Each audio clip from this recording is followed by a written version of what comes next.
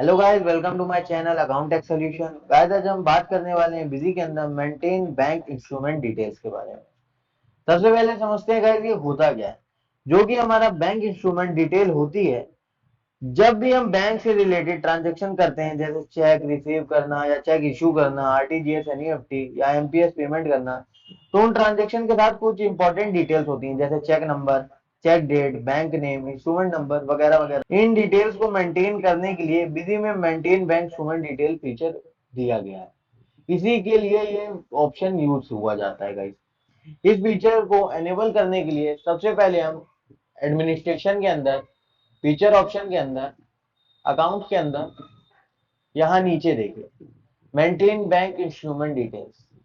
Guys, आप लोग इसको यहां से ऑन कर सकते हैं। यहाँ पे आप दबा के इसको ऑन कर सकते हैं। तो गाइस, इसका सबसे बड़ा फायदा ये है कि फ्यूचर में आप आसानी से ट्रैक कर सकते हैं कि कौन सा चेक रिसीव हुआ था, कौन सा चेक इशू हुआ था और किस ट्रांजेक्शन में कौन सा इंस्ट्रूमेंट यूज हुआ था। तो गाइस, अब चलिए मैं आपको पेमेंट वाउचर में एक एंट्री पास करके मेंटेन बैंक इंस्ट्रूमेंट डिटेल्स को समझाता हूँ। तो गाइस, सबसे पहले हम पेमेंट वाउचर खोल लेते हैं।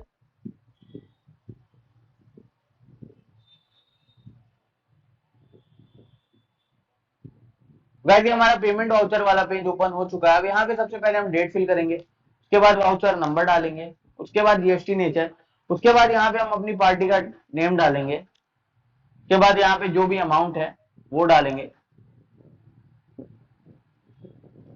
उसके बाद यहाँ पे हम बैंक डालेंगे जिसके थ्रू कर रहे हैं।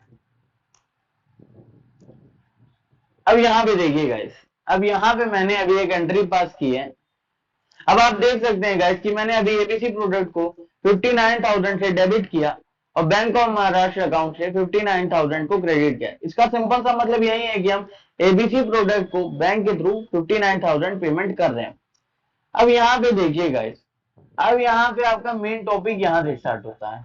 ये देखिए गाइस, जो ये कॉलम है इंस्ट्रूमेंट टाइप। अब ये बैंक इंस्ट्रूमेंट डिटेल का सबसे इंपॉर्टेंट पार्ट है। यहां हमें बताना होता है कि पेमेंट किस बैंकिंग इंस्ट्रूमेंट के थ्रू की जा रही है। अगर पेमेंट मान के चलिए आपकी चेक के थ्रू हो रही है तो आप चेक सेलेक्ट करेंगे, और अगर आपकी पेमेंट एनईएफटी, आरटीजीएस या एमपीएस से पेमेंट की गई है तो उसके अकॉर्डिंग ऑप्शन आप सेलेक्ट करेंगे। उसके बाद यहाँ पे आप साइड में देखिए एक ऑप्शन और गिवन है, instrument number. Instrument number column में गाइस आप चेक नंबर या यूटीआर नंबर एंटर कर सकते हैं। इससे ट्रांजैक्शन की कंप्लीट बैंकिंग डिटेल वाउचर के साथ सेव हो जाती है। मान लीजिए फ्यूचर में हमें चेक करना हो कि एबीसी प्रोडक्ट को पेमेंट किस चेक नंबर या किस यूटीआर नंबर से की गई थी, तो हम अलग से बैंक स्टेटमेंट देखने की जरूरत नहीं पड़ेगी। ये इंफॉर्मेशन डायरेक्ट बिजी में हमें अवेलेबल मिलेगी ही मिलेगी। इसी वजह से guys maintain bank instrument detail feature transaction tracking, audit verification और बैंक रिकॉन्सिलेशन के लिए काफी यूजफुल माना जाता है। अब main required instrument detail fill करके मैं आपको दिखाता हूं। अब मान के चलिए यहाँ पे हम चेक डाल देते हैं, उसके बाद आपका यहाँ पे एक चेक नंबर गिवन रहेगा, तो उसको यहाँ पे आपको डाल देना है। आपका मेन यही है कि आप यहीं पे पुट करेंगे कि आप किस इंस्ट्रूमेंट टाइप से कर रहे हैं। मान लीजिए आप यहाँ पे करते हैं चेक से करते हैं, या आरटीजीएस करते हैं, या फिर आप इसमें एनईएफटी करते हैं, या फिर आप इसमें जो भी करते हैं आप वहां पे ये डाल सकते हैं।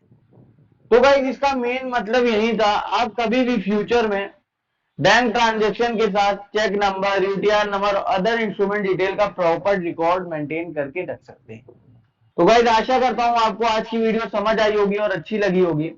अगर अच्छी लगी हो तो चैनल को लाइक, शेयर एंड सब्सक्राइब जरूर कीजिएगा, और कोई भी आपका डाउट होगा तो कमेंट में जरूर पूछिएगा।